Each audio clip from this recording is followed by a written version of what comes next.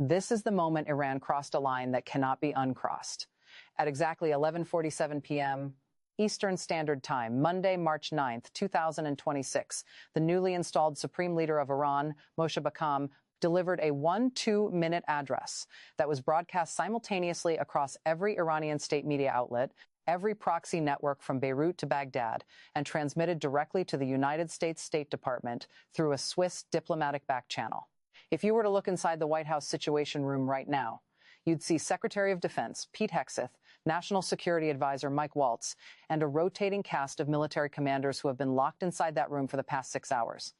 The silence from the building is deafening. There's been no press briefing, no statement, no tweet from the president, nothing as of 6 a.m. Tuesday morning, March 10th, 2026, the United States government has issued zero public response to what Iran just announced. The president, already grappling with a collapsing stock market, mounting pressure from European allies to end the war, and 7 American soldiers dead in just 10 days, has just been handed an ultimatum that makes every previous crisis look manageable.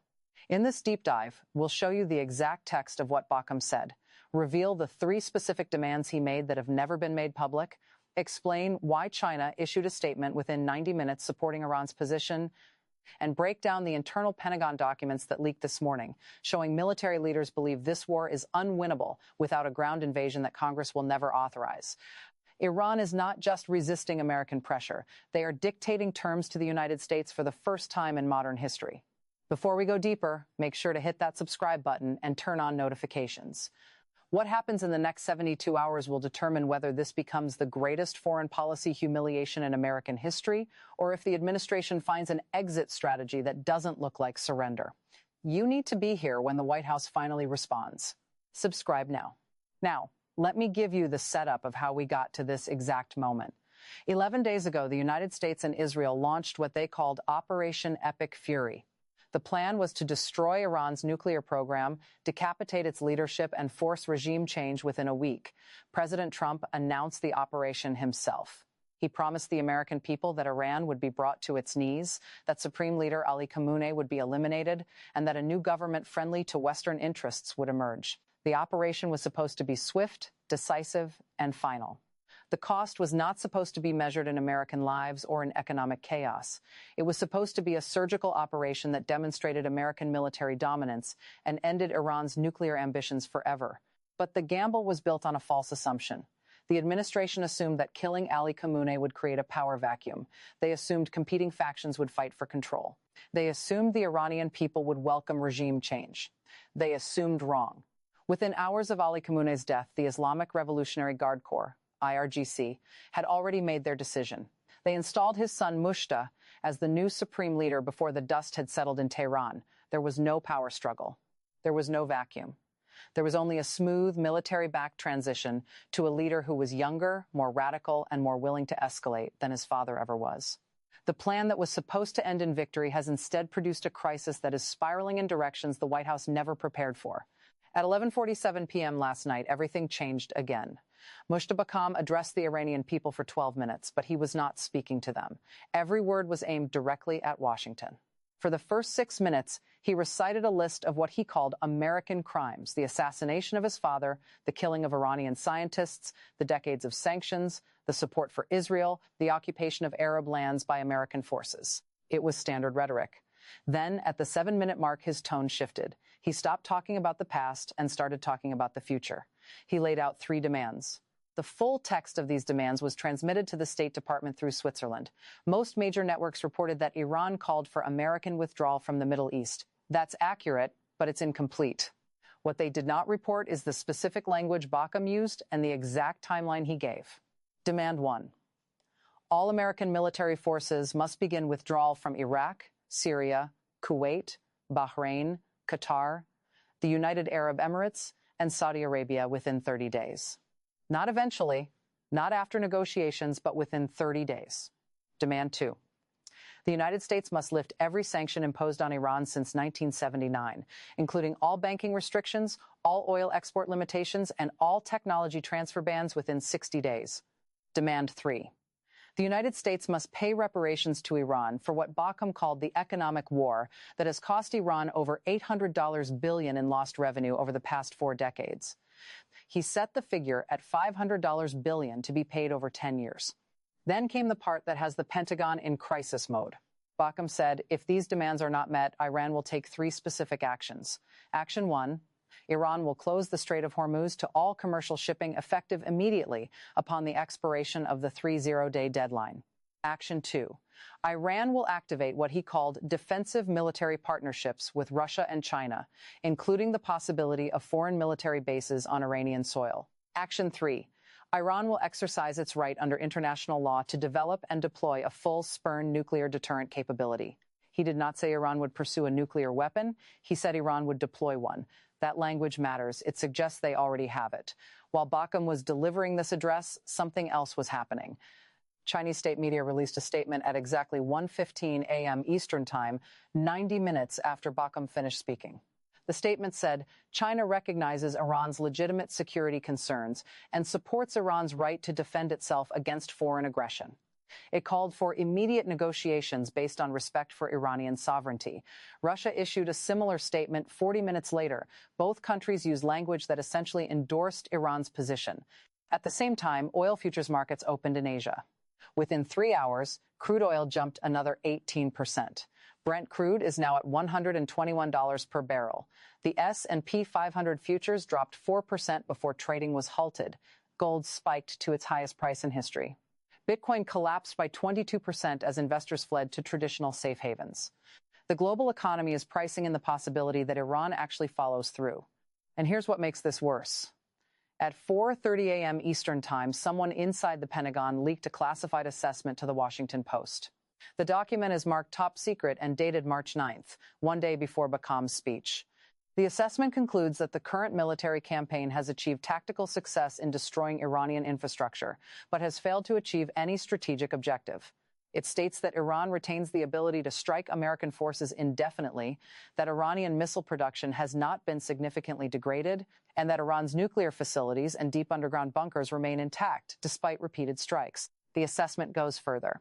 It says that achieving total military victory would require a ground invasion force of at least 200,000 troops sustained over 18 months at a cost of $3 trillion and an estimated 15,000 American casualties. The conclusion of the document is devastating. It recommends that the administration seek a negotiated settlement within the next 2 weeks before Iran's position strengthens further. Pause.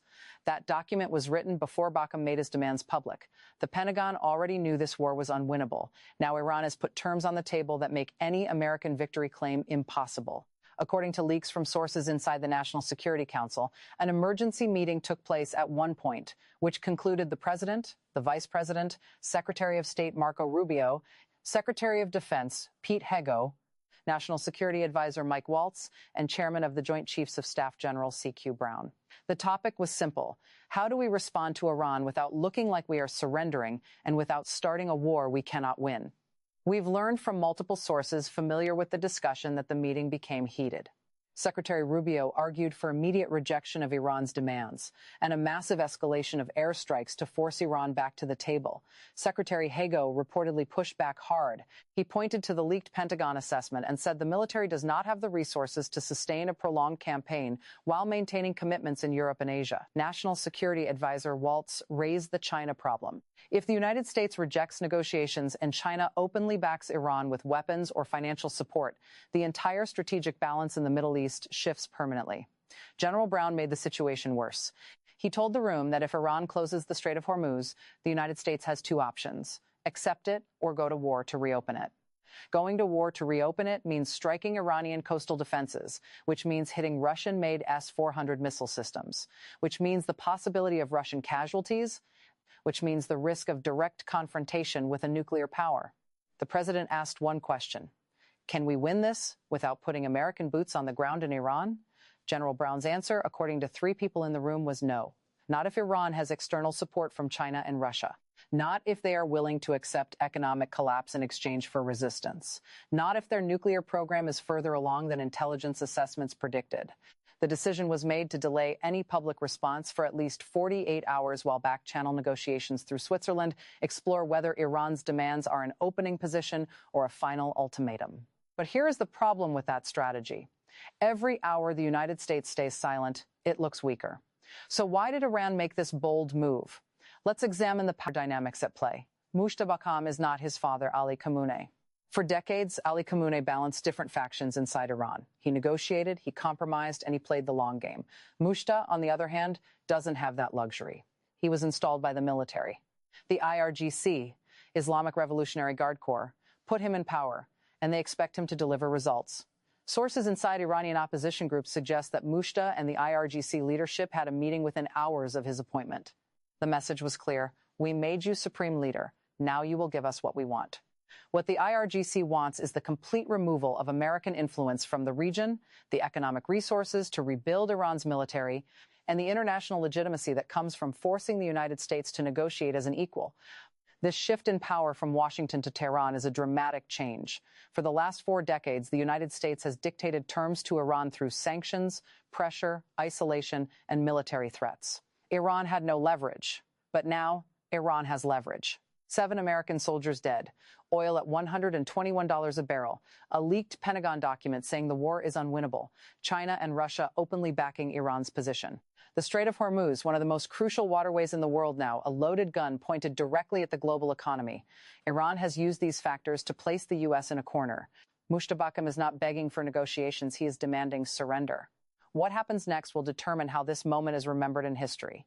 If the United States accepts Iran's demands and negotiates on their terms, it will be remembered as the end of American dominance in the Middle East. But if the U.S. stalls, rejects the negotiations, and the war continues, it will mark the beginning of an unwinnable conflict that drains American resources and credibility for years. The stakes are incredibly high. This is not just a minor foreign policy challenge. It's a fundamental restructuring of global power. This is 1979 meeting 2026. When a regional power, backed by global superpowers, can make demands of the United States, and the United States has no good options to respond, it signals the end of an era. The ramifications will not only be military, but diplomatic, economic, and legal. Iran is pushing for reparations, lifting of sanctions, and military withdrawal, all of which have support in international law. This is not a standard conflict, it's a shift in the global order. What's more, the legal implications are significant. International law experts at Georgetown and Harvard have already published preliminary analyses pointing out that Iran's demand for reparations has precedent in international arbitration.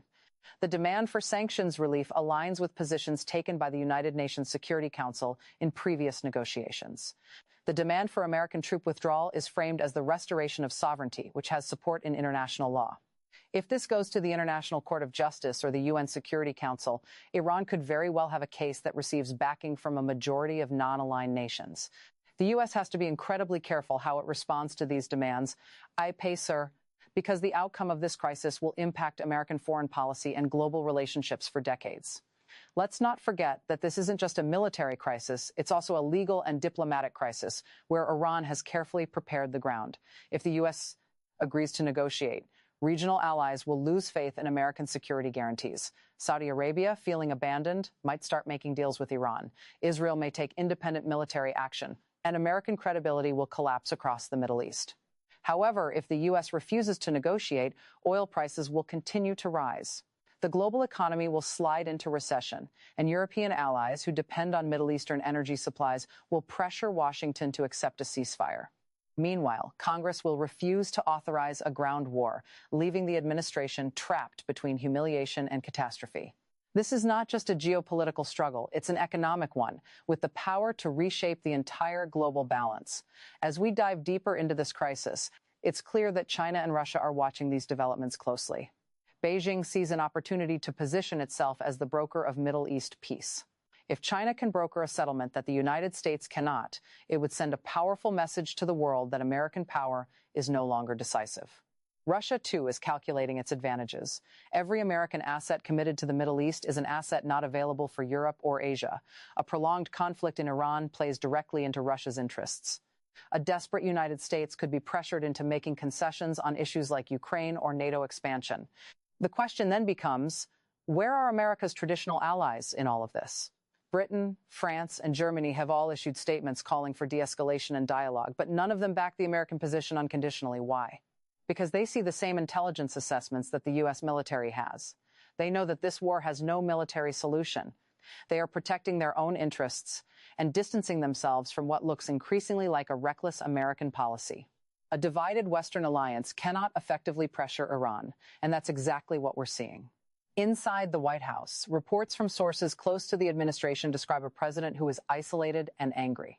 He's reportedly obsessing over the leaked Pentagon document, demanding to know who is responsible for it.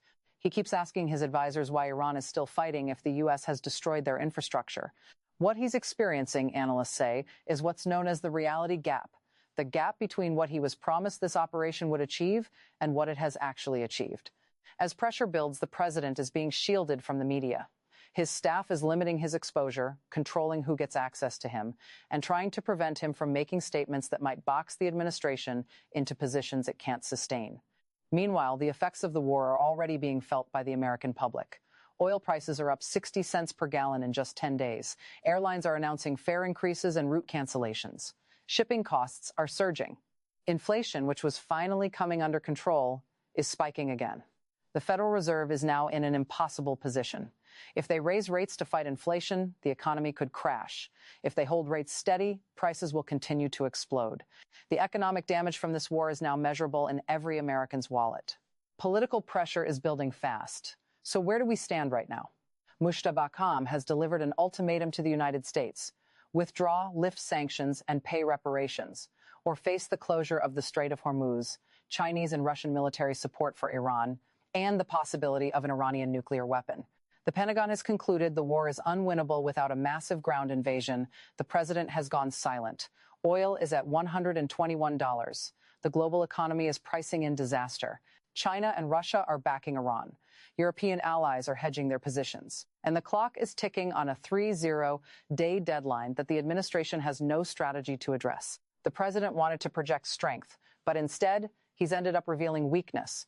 You cannot spin the Pentagon's own classified assessment. You cannot spin oil prices. You cannot spin the fact that Iran is making demands and the United States has no real response. Reality has a way of asserting itself. And as we head into the next 48 hours, we'll see whether the administration can find a way to save face or whether this will be a humiliating chapter in American foreign policy. As we move into the final stretch of this crisis, it's clear that this is more than just a geopolitical standoff. It's a turning point in international relations. The situation unfolding is not one the United States can easily escape.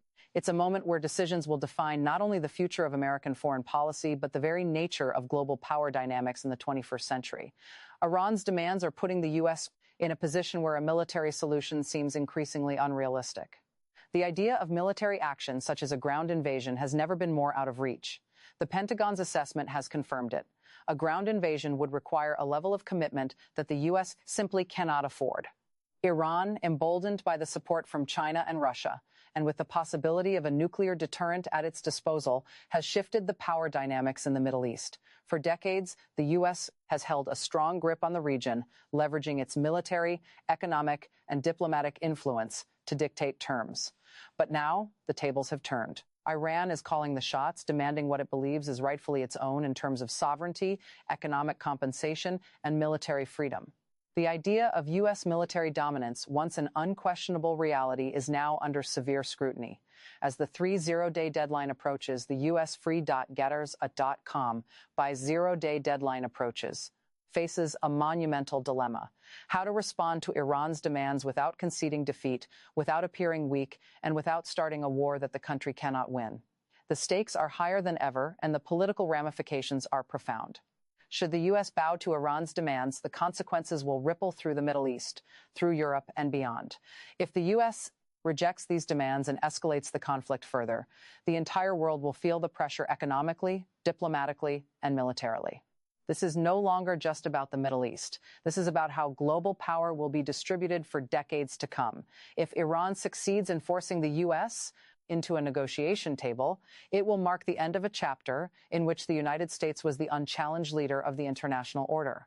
The U.S. will have to navigate not only the military conflict, but the reputational damage that will come from appearing to have lost its grip on the region. Other regional powers will take note, as will China and Russia. The loss of credibility in the Middle East could have severe implications for U.S. relationships in Asia and Europe. Back at the White House, the pressure is mounting. The administration is caught between a rock and a hard place. They are isolated from their European allies, who are also bracing for the economic fallout. The situation is growing direr by the hour, and time is running out for the president to come up with a response. The 30-day deadline set by Iran looms large, and no strategy is in place to address it. While back-channel talks with Swiss diplomats continue, the situation on the ground is escalating. Iran's allies in Russia and China are beginning to make moves of their own, sending signals of support that further complicate the U.S. position. The U.S. has lost its ability to dictate terms to Iran, and that is becoming evident to the rest of the world. The question now is whether the U.S. can find a way to regain some semblance of control, or if it will continue to spiral into further conflict. So, what happens next? The next 72 hours will determine the course of American foreign policy for the next decade. The administration must make a choice: accept Iran's demands, or risk plunging the world into a deeper crisis. The possibility of a negotiated settlement is still on the table, but time is running out. Each hour that passes with no resolution makes the U.S. look weaker and weaker.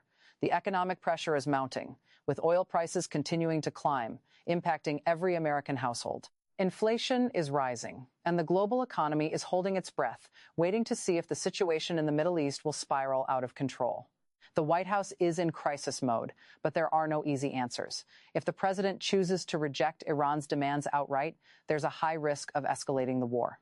If negotiations are accepted, the U.S.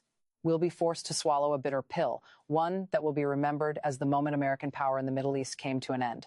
Iran's position is clear. They are not backing down. They have the leverage, and they are using it. The U.S. must now decide whether to negotiate or continue the fight, but neither option guarantees victory. This is a turning point, not just for the United States, but for global power dynamics. The decision the U.S. makes in the next few days will shape the international order for years to come. It will determine how America is perceived on the world stage and whether its military and economic power can still command respect in the Middle East and beyond. History is being made right now, and the consequences will be felt for generations. As we approach the 30-day deadline set by Iran, every move, every statement, and every diplomatic maneuver will be watched closely by world leaders. The global economy is teetering, and the fate of American foreign policy is in the hands of a few key decision-makers. Whatever happens in the next 72 hours will be remembered as a defining moment in history. Stay tuned to this channel. We will continue to monitor the situation closely, tracking every development as it happens. If the U.S. makes a move, we will break it down. If Iran takes action, we'll cover it. Don't miss a moment of this. The world is watching, and so should you. Subscribe now and turn on notifications so you don't miss any updates on this critical situation. Stay informed as history unfolds before us.